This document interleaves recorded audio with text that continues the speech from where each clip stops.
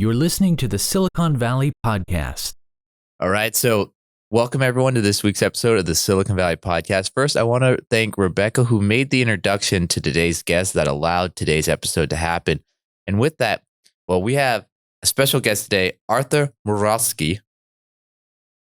I'm glad I got the name right. Right on.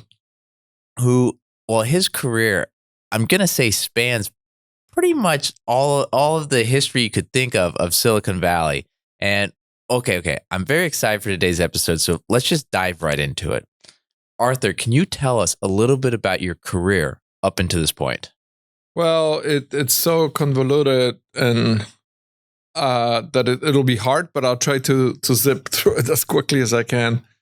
So I came from Poland, and 1980s were the first original solidarity time where Poland went through the turbulent change, and my father was a computer scientist, and prior to solidarity, he was allowed to go outside of the Iron Curtain, so he went to London, Paris, and the rest of the family was held hostage, right? We could not go anywhere. And in the 80s, when the solidarity came about for a little bit of a window of freedom, we were allowed to apply for the passports. And I was 18 at the time. And I waited for nothing, and I just got the passport. Extremely happy that I got it, because it was impossible to get prior to that time. And then I sold everything that I had, because Poland was a poor country at the time. And in order for me to travel, I had to have like a minimum $150, which on average, everybody was making about $10-15 a month. So that was a lot of cash that I needed to raise. So I sold all of my LPs, all my vinyl albums, anything that had a value, got my $150, and I flew over to Austria. And then from there, through all kinds of different turbulation, I was able to emigrate to the United States. And I came here when I was exactly 19 years old, directly to San Francisco during this big El Nino. So this El Nino, like we're feeling right now in 1982, was really a huge storms every day. And that's what I remember from those days. But anyways, my father, computer scientist, kind of pulled me by my ears and say that, you can't really just join the U.S. Society. You have to go through school and then learn how to program computers. And then he moved me down to San Diego, where first he kind of made up my lost time at school when I was kind of emigrating. It was like a year and a quarter. And then I started to learn C programming and also COBOL language, because that was my father's favorite computer language. So, but in any event, while I was at college, I was approached by a fellow that started up a company called Meridian Data, and Meridian Data was making this giant refrigerator size machinery, literally, that allow one to create CD-ROMs. And they were like a premier company, because at the time, the size of the data, the hard drives, you can only store like up to 32 megabytes, versus the CD-ROMs were 650 megabytes, which was a holy grail of that time. That was like internet times 100, because the big hard drives that you had in a lot of data rooms, say the banks or whatever, they had those cake giant hard disks that were 5 megabytes, in space. I mean, just in comparison. So they were really, really old days. But Meridian Data gave me a huge break, because they were on the cutting edge of the technology at the time. So companies like Sun Microsystem, Microsoft, Apple, everybody needed this new storage that will enable them to both allow the customers to reach out and then freeze their databases and make them available to the customers. So we did very, very well. And then at one point in time, the company had moved us from San Diego, which I really loved, down to Scotts Valley, which, it was a good place, but I didn't have as much appreciation to that as I do right now. Because I was always like a big boy city. Like I live in the big cities, and San Diego was fantastic, but living in Scotts Valley was just a different trip. But anyways, during this the time of the Meridian Data, I've learned how to code, and I've actually started to appreciate the fact of the multimedia, because that was the first storage that allow you to put up like a pictures, right? There was no internet at the time. There was like Prodigy, or you have a CompuServe, but there was no like none of the current services existed, right? So in any event, back in the 1990, around that time, Meridian Data was offered up for sale, and then the groups kind of like went different directions, and eventually got sold to Maxtor and then to IBM. So they make like really cool products, but it was after 5-year run. Great experience, understanding how to develop the code, how to position the product. So that was a good experience. And then I got hired by a group of Sony Electronic Publishing, which was a division down in Monterey. And then you may ask, why in Monterey? And it had to do with Mr. Narita, which was still alive, and then he was an avid golfer. He loved the Pebble Beach. So we were like, our division was the coolest one out there, next to the airport, just literally stone throw. And in our division, we were doing all the coolest projects. So I personally was responsible for creating a tool which enabled the programmers not programmers, but publishers, I would say, to take a QuickTime, large QuickTime files, which was at the time was a QuickTime 1.0, right? And then it allowed them to share the data both on IBM computers, the PC computers, and the Mac. So I invented something that was called hybrid formatter. It was the name of the product. So I won like a golden little hearts from my management way up there at the Sony headquarters.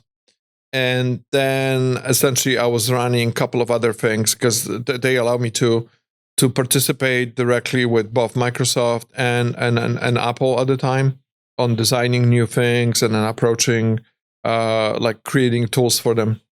And then I was also responsible for putting up the first ever like digital videos. And at the time, there were 120 pixels by 90 pixels. And then we actually double-sized them to make sense. And then you had like 10 frames a second, real ugly. But because Sony had access to all of the Columbia stuff and Sony Music, we were making Michael Jackson's first videos, right? And catalog of different things. So it was a lot of fun. But on the side, I asked my manager at Sony, and I said, "Hey, listen, I got this producer director from in Santa Cruz. Can we put his film like as a continuous interactive movie?" And then the management said, "No, don't do it. It's not a good idea, right?" But I did it anyways. I did it on my spare time. I had some consulting company, and then we created this film called 600 Days to Cocos Island. And our competitor, Encyclopedia Britannica people that were distributing the films, picked up and then sent me a purchase order for 5,000 units at $70, roughly $69.95, which is, I don't know the math, but but it was a lot of money. And of course, Sony found out. They called me to the office and say, "Hey, Arthur, what are you doing? You're moonlighting on our equipment, and then you're selling the product or a competitor. We're not going to fire you, but we're going to buy you, your company, your purchase orders. We're going to start new company." And that was the end of my corporate world. I mean, it's just like I sold them the company. We created another kind of like CD-ROM publishing business. So, and after that, that company was called Runbook Publishing. And so we had like 2 Sony execs and myself. And eventually the Sony execs raised a bunch of money for sure. But at the same time, they didn't have that startup mentality of understanding that you need to be cautious with the money. And then one of them really liked The Who, like the band The Who. The Who? Yeah, and so they decided to create a CD-ROM, Tommy the Rock Opera. And then a lot of our resources, we raised about $2 million. And then I remember there was a bill for $500,000 for just like live transmission between Hard Rock Cafe in satellite link with one of the guys from Who and us doing some kind of a press release, which was pretty stupendous. But it was what it was. But eventually that disintegrated, and I went into becoming my own CEO, and I created a company called Media Galleries. And Media Galleries, I did the Grammy Awards, I did Encyclopedia on Chopin, bunch of things that were really well fitted for the medium, right? And eventually, my biggest luck, I think, in that time was that the DVD came about, and I was really well prepared because all of the Apple people that actually were building the tools, they were my friends, and I knew it ahead of time, and I loved it because all of a sudden, all the pictures, all the movies, all the 10 frames a second or 15 frames a second kind of go away, right? And internet wasn't ready yet because internet, remind you of those days that they if you had a 25 megabits a second connection, you were lucky, right? So in any event, so I was the first guy to actually create the first DVDs. That was very pricey because at the time that all the tooling and everything was just like, and then hundreds of thousands of dollars, both the license of the software plus all the encoders and such. But in the little studio in Santa Cruz, we were doing about 20 or 30 films every quarter for Hollywood, like converting things. So it was kind of like post-production house, I would say. But then I ventured off and I did my own like production of the Bach, His Music, His Life, where we had a Stanford musicologist to record on original organs that the Bach had played. We recorded with a Dolby Digital 5-channel, that multi-camera thing. So we did that. And unfortunately, it was a little bit ahead of its time because I remember I went to the last Comdex. That was like big show before CES in Las Vegas. That was dedicated to the computers, and there was like 2 companies that could play the DVD. So it was kind of funny. But in any event, eventually I ran into this other company called Netflix that was just just around the corner. I was in Aptos. Those guys were in Scotts Valley. And which was the most funny thing is that the company Meridian Data that moved me from San Diego to Scotts Valley was in exactly same building as Netflix had rented the offices. So it's kind of like a little bit of deja vu. But anyways, I met the guy named Mitch Law, which was like Mitch at Netflix was the content guy. So the original team was Reed Hastings and Mark Randolph. Like they were co-founders of the Netflix. How big was Netflix at this point when you met them? They were literally probably in a room of this size plus some, right? So for our audience listening, that's about a 20 by 40 foot room, I'd say. Yeah, so it was really small.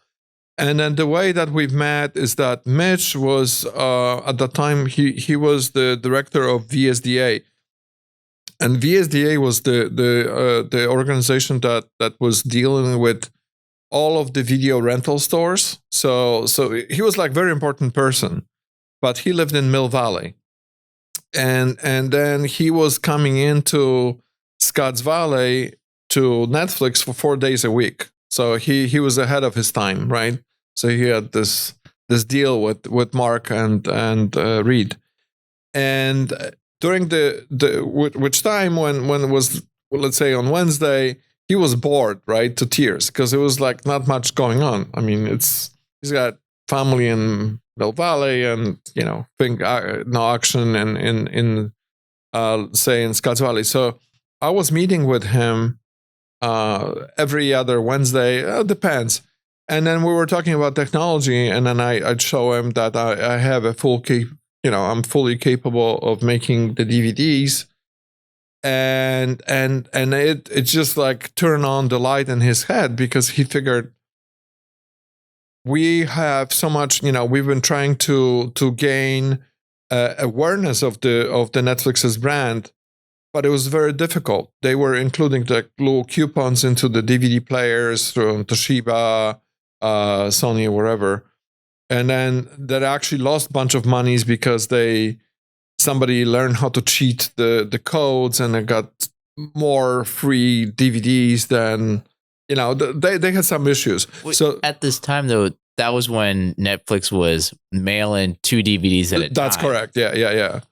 And then it was like 2. And then I've I don't want to misquote anybody, but he told me that a lot of good revenues that was coming in was from the Indian like engineers here in the valley, but they were renting Bollywood movies, and they were like really good customers, and then they got a lot of cash from that.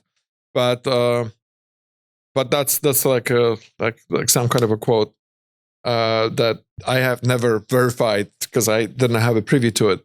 But in any event, we were discussing it, and then they really wanted, Netflix needed to like jump. They didn't have a lot of money. They need to get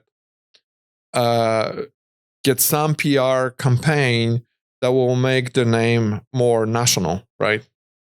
So I proposed to Mitch at the time that we will do the Rolling Stone concert like live. There was a Steel Wheels concert, and there was a big tour. So we were talking with the management to capture something on, let's say, concert on Friday, and then the following Friday, which is a 1 week time, we will have those DVDs in the hands of the Netflix's users. But we ran into the wall, because to clear all the rights, it was just impossible, right? So and then something funny landed on the President Clinton had a problem with the Monica Lewinsky. And then we figure, hey, why don't we do the DVD testimony of the President Clinton? We know that it was coming up, that they're going to release it. We didn't know what the length of the video is going to be, but the traditional VHS, in order for them to make enough of the VHSs, that would take them a month or 2 to make that happen, right? And DVD was actually even longer process, because usually you would have about 6 to 8 weeks if you're lucky to get the DVDs. But I've personally challenged myself, and I said, like, we're gonna do it in 1 week. And of course, the major replicators of DVDs told us, no, you're not gonna be able to do it, because so and so and so. So there was like a big player, Cineram, Technicolor. They were like the premier guys that were doing all the DVDs for major studios. But then I found this Chinese company that just moved from Taiwan here, and they were here in Fremont. And I talked to them and said, hey, and the guy said, no problem. You bring me the ready master, and then we'll make it into the DVD. We can get you the first 10,000 or 5,000 discs. I don't remember. Like in the 24-hour from the moment we get a DLT. So I had that figured out. But then what we didn't have figured out is that essentially the disc itself, it was designed for 2 hours of video, and then we were trying to cram in like 4 hours of video. So we had like we didn't sleep for, let's say, 5 days, but we made it happen. We actually got the DLT. How'd you compress the files at that time? Well, actually, there was a company in the Valley called Minerva Networks, and they were experimenting. They were the best in terms of like having the best encoders, and they had some South Korean guys that were just like geniuses. But gee, we had like encoders on fire, all kinds of different things. But we made it. Mitch was actually doing the chapter marks. He created 99 chapter marks, which was the maximum allowable. And then we made it. It was ready. So, but we didn't have a time to make a label on it, on the disc itself. So it was coming as a white donut, like, and they call it white lies. For $2, you can for 2 cents you can buy it. So yeah, it was actually phenomenal success because we wound up having all the media we needed, right? Washington Post, the Wall Street Journal, we got the CNN. I mean, just all of a sudden, Netflix was everywhere because they beat up the whole system, right? So because of Monica Lewinsky and the Bill Clinton scandal, that's kind of a huge pivot point in the Netflix history. Pretty much so. but let me finish. But so it's all cool. And then about 1 week later, I think that Mark calls me or Mitch calls me, and I say, "Hey, we're in deep trouble." I mean, he said, "What's up?" And he said, "Well, listen, some of the discs." And then, they stuck them up on a spindle, right? Because they never wanted to have any boxes for packaging. And then we didn't have any label. It was just like white donut. And they were called white lies. So it worked. And then it turned out that the factory, the Chinese factory, they mixed up the 125 discs that went to Washington, D.C. Okay. And they were all porn. But they were not only bad porn, they were like no warning of any kind. And then just literally you had some kind of a not pleasant scene. And then, the red lights, panic. So I called Jimmy, I remember back then, and the guy that was the owner of that factory. I said, "Jimmy, we have a problem. You guys mixed up the discs." And then Jimmy said, "Hey, Arthur, Netflix no pay when they pay." I said, "No, don't worry about pay. You worry about your house in Fremont, right?" It's just, it's a different type of a problem.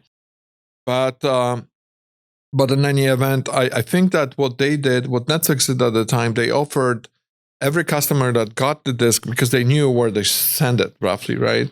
They said, like, if you send it back, we'll give you a free DVD player. And at that time, they were pretty expensive, right? Anywhere from $300 to $600. They were not like cheap devices.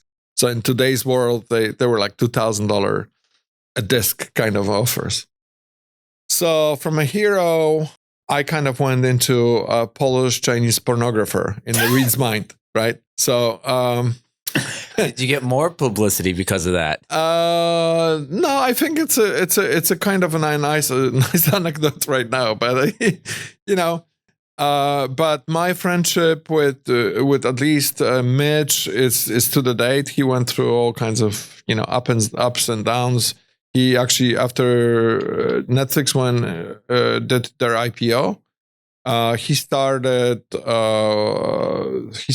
Redbox. So he was like going head to head with Netflix. He was a rival for quite some time. Why did you do that? Well, when you take like 2005, it wasn't like today that we know the Netflix as a giant company. they were doing this roller coaster thing for quite some time, and I'm in the full admiration of Reed that he was able, like, because he's a super solid guy, by the way, that he was able to go through the peaks and go -50 and then go back up, right? And then still sustain the company and then make it be what it is. But in 2005, I don't think that there was that many people believing that, the one share of the Netflix is going to be that much money. And talking about it too is that I was a startup too, because my company was called Media Galleries at the time.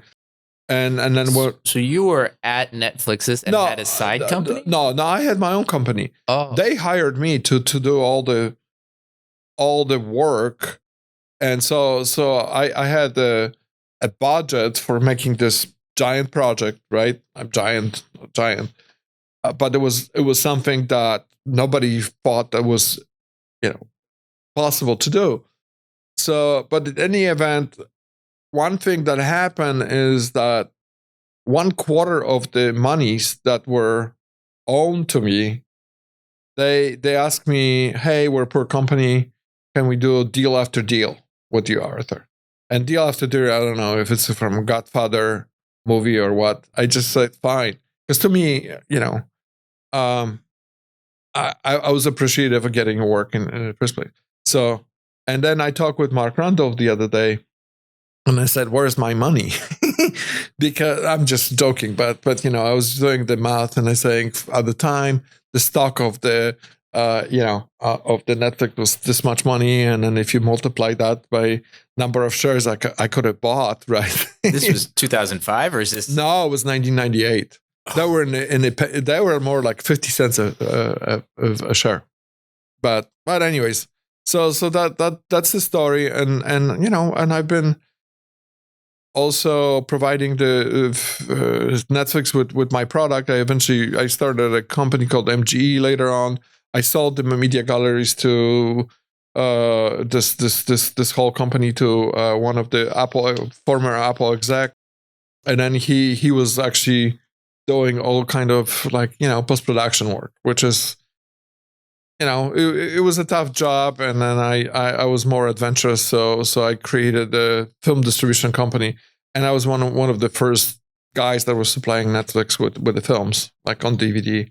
I was trying to do also the later in the streaming, but I wasn't happening. So that was the thing with the Netflix, and then in 2008 I started with one of the GPs partners of the Deutsche Telekom, Franz Helbig, a German guy. We started a law fund called Silicon Hill Ventures.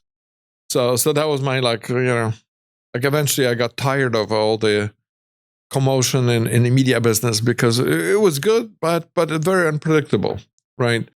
So and I did that, and then we founded a number of companies, holographic advertising company. Then eventually Franz went back to Germany, and then I had Mitch to help me out with funding the companies that, like the startups that I was funding, and then and I don't know, I've done so many companies. It's just hard to recollect. So I'm gathering all the data right now and trying to get like a wiki page, so at least it's documented for my kids. So, question with all these companies, and before this interview, did a ton of research. We had a great conversation. You seem to really like build and selling, build and selling, build and selling. Why not build and hold? Well, I think that I have like a good golden retriever attention span. I it's not for me. It's some people. I think that I have the greatest life on the planet. So I'm not complaining. But once I learn something, I get worn out. I just don't want it. It gets boring. I need a challenge. I need to get new and new. Now that I get now I'm older, and I am pretty sure that I don't want it to waste too much of my time because I see things like I've been doing things ahead of time, 10 years, 5 years window, understanding the technology. So now I'm not just jumping up and down when I see this, shiny new object, but trying to get focused. But before I couldn't. It's just like against my own nature, unfortunately. Okay, so with the selling of the companies, though, you had to have a lot of negotiations with the people on the other side of the table, either in the investment bankers or the strategic, whoever wanted to acquire. For our listeners out there that are growing companies to one day exit or currently maybe possibly in the process, any suggestions or advice on how to negotiate the best deals for the seller, for the entrepreneur? Well, the only thing that I can tell you, it's so intimate, right? I mean, I don't know, like people have different desires. And I think that I'm probably the worst person to give them the advice because you're Sean, you're absolutely right. I should have hang around to round C or IPO, right?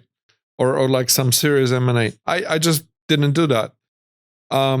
But the good news is, and that's not advice to your audience because I don't have any, is that I've raised the kids that are also very entrepreneurial, and for some reason they know. So I don't. I have no clue. It's all about, but if you're too truthful, but hold your cards. Don't get excited, right? Take your sweet time. That would be the only advice that I would give to any entrepreneur that wants to like get the best deal out there. And then the fact that somebody invites you to the table for negotiation, that means that the other party is really interested because nobody wants to waste the time, right? So ask around and then do your research. And then I think that one of the good things that one could do to truly understand the value of the business is to utilize some of the tools that are available. Maybe they're not available to everybody, but like PitchBook, right? Just go and ask somebody and even pay the money. For our audience out there, PitchBook is this database that has a ton of information on institutional investors, angels, VCs, private equity, has listed transactions, a ton of history. So it's a data, a subscription to this amazing data set. Mm-hmm.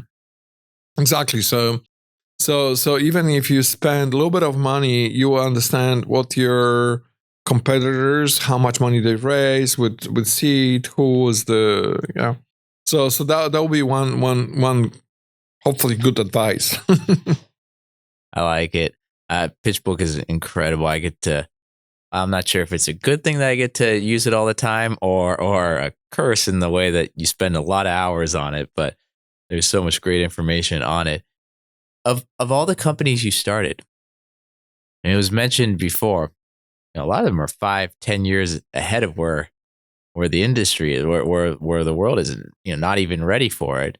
Was there any in particular that didn't go as expected, were kind of letdowns, or the exact opposite that surpassed any of your wildest dreams?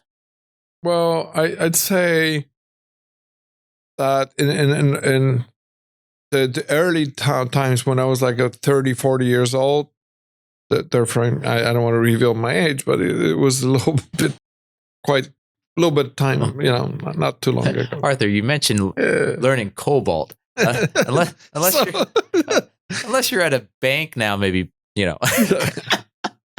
But anyways, I'd say that the most fun that I had was with the media galleries for sure, because I've traveled the world. I've established the first interactive magazine in Europe. It was so much fun. It was fun, money, and that was probably the best time of my life.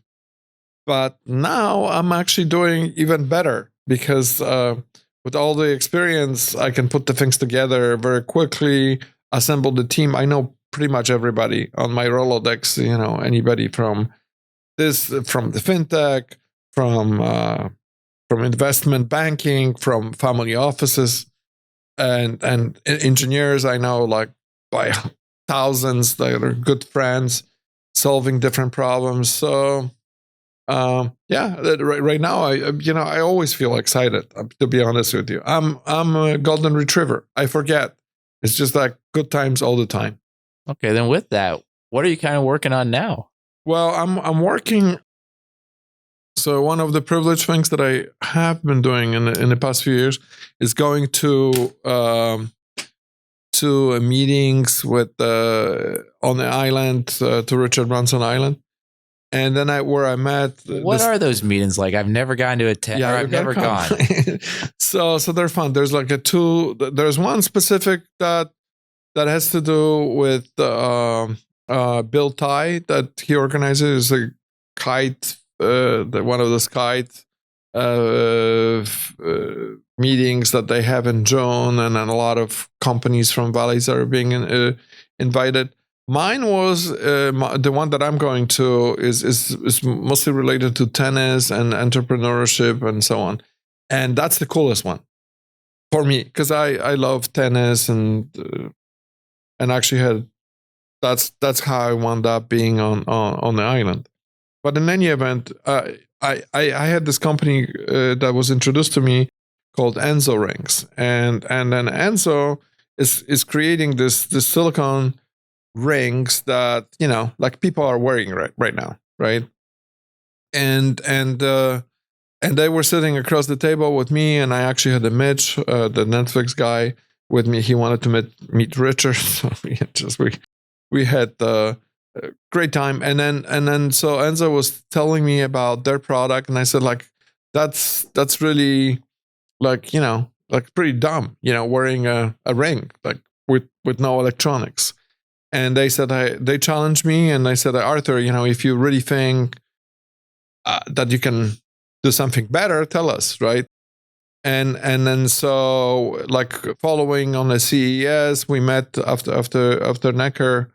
We met together, and then created a joint venture called Luptronic. And then what we've done is essentially I've designed a bunch of electronics into the ring that allows you for access control. And then actually, Enzo had proved me wrong because they're just fantastically successful guys. They're licensing, like they're putting up the rings with Star Wars and Lord of the Rings, you name it. Disney loves them, right? So in any event, I solidified the patent for the whole technology, and right now I'm just like plowing through it, getting that thing done. And then also working on another ring that is kind of like specifically for some kind of a medical condition to get a sensor, but that's a different story altogether. And so between those two projects, and then advising to the young entrepreneurs and helping them out, like understand the valley, that's like 85% of my time. What about Silicon Hill Ventures? Is that still happening? And if so, it's still happening. The Silicon Hill Ventures, we closed we redistributed monies back to the original founders, and then I'm utilizing right now is as a vehicle to help out startups, like educating them on how to raise where to go to.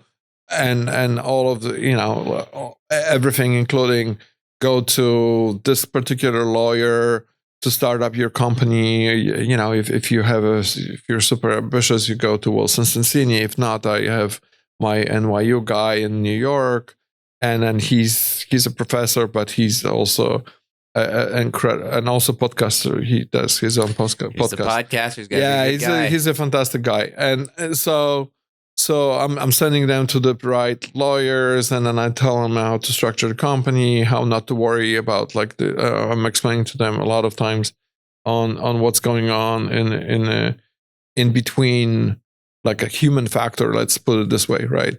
because a lot of startups, the biggest challenge is the interactions between the founders, and nothing happens really until the money is on the table, right?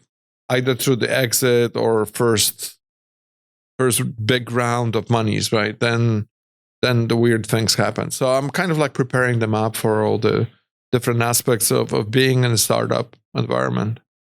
And going back, you'd mentioned, you now over the span of your career, or built relationships with engineers. You've built relationships with, these people and that people. But you also mentioned investors and I think family offices. Right. What has been your experience with family offices? And I think that's something that we really haven't covered much on this show, but I would say it's becoming more and more important in Silicon Valley, the getting an investment or going out and reaching out to family offices. Yeah, I think so too. There's an incredible number of wealthy individuals that are congregating around the family offices. And then the way they do it, the way that it's organized, there's like probably hundreds of them really, and then one is better than the other, depending on what it is that one wants to tries to do. But essentially, the way that it works, that the group of wealthy individuals, they usually invest the monies in their vertical, with their knowledge of the expertise, right? And they do the screening of the deal flow. Once a month, they send their managers to kind of understand what's going on. And I think that those meetings are happening like, every month. In San Francisco, there's probably like 50 of them or 100. And unlike the venture capital, they're less visible and kind of probably more difficult to understand how to get into those circles. But in reality, they're pretty straightforward. There's no mystery to it, right? And for example, there is life science, fintech, a lot of real estate people are still, that's probably real estate has been always like a big topic. Energy, new energy, renewables. So they go for like 2 days and talk about those things. And they review the deal flows, they review the analytics, and they go for dinners. And it's a very pleasant experience, I would say, for one to get accustomed to the way that you could potentially, get your company out there to be considered for funding. Although family office is not like early stage friendly, I would say. You a lot of times you hear the pre-revenue is like a deal killer, but at the same time, like for example, with my company, Looptronic and IoTHX, we found through the family offices direct connection to DARPA. And it was not here or there, but all of a sudden they said, "Hey, we wanted to use this for this," right? Oh, that's interesting. And then, well, a technology that right now is kind of sweeping the world. It's in every conversation here, it seems, ChatGPT. In the sense of a futurist, what are your thoughts of artificial intelligence right now, generative AI? Are we just at the cuff? Are we seeing, where do you think it will take us in the coming year? Or if it's not something that we want to dive into, we can go right to the next question, because I got a few others that I really want to talk to you about and coming up on time. Sure. I am blown away with Chat GPT. I sometimes transpose the letter. When I saw it first time, I did not believe it, right? Typed it in, and actually I put my $20 into set up a real account so I don't have to wait. And to me, I already see like the new form of interfacing. So you know how you have the SaaS platform, right? Software as a service. I'm pretty sure that there's going to be million of those nice plugins, right? they'll be plugging in, like every software will have this plug-in directly into the Chat GPT. And they're going to be making a ton of money. That's the biggest revolution that I've seen personally, bigger than internet itself. I think that this is fantastic. I'm super excited about it. Really? Why do you think it's bigger than the internet? I mean, well, of course, without the internet, it wouldn't happen, right? Yeah. So I can't say that, but I miss the internet. I miss the opportunity to be part of it, like before it blow up. And I was too into like, the DVD being the greatest thing. But I see that the way that the software works, the whole ability to have like trillion of connected nodes that are making reasonably good decisions, and for example, I'm a English is my second language, and then I was always suffering from not being able to write. I missed the articles, this, that, and whatever. And with this chat GPT, I typed it in like, write me a proposal. Boom. I saw that. I ran through another AI Grammarly, right? Just clean it up, and I was like as clean as a newborn baby in terms of like pristinely good, technically good. And to me, that's the enormous invention. But I see, not on a personal level, I see that as something that it's going to come out like a SaaS, as a software where you're going to be plugging in. And I think that a lot of computer programming, it's going to be demystified, meaning that a lot of code is going to be written by like those kind of services. And it's kind of unfortunate. And our current programmers are going to be more like a mechanics, like trying to put up loose screws here and there, but not being involved in an actual coding as we know it now. all right. And last question before wrapping up. For new entrepreneurs out there, from your years and years and years of experience, what advice, recommendation, takeaways before wrapping up would you like to bestow upon them? Well, the one thing is to never give up. It's just like a rock band, right? To a degree, the new guys here that are doing this entrepreneurial stuff, I always compare them to the rock stars. When you look at the rock stars, minus the drinking and other activities, right? It's a hard work. None of those rock stars would ever happen unless they will be trying to do it on multiple times. And I think that when you think about the young kids, they have to understand that getting rejection, it's just like selling things door to door initially, but eventually the door will open up, and they have to be patient, because that door will open up and it will change their life. And then I think that they will be in control of their own destiny. And that's the biggest reward out there on the planet Earth right now, as I know it. All right. And with that, Arthur, if anyone wants to find out more information about you, what you're working on, what's the best way to go about doing it? Well, I'd say everybody is. I have a DVD art, which tells you how old I am.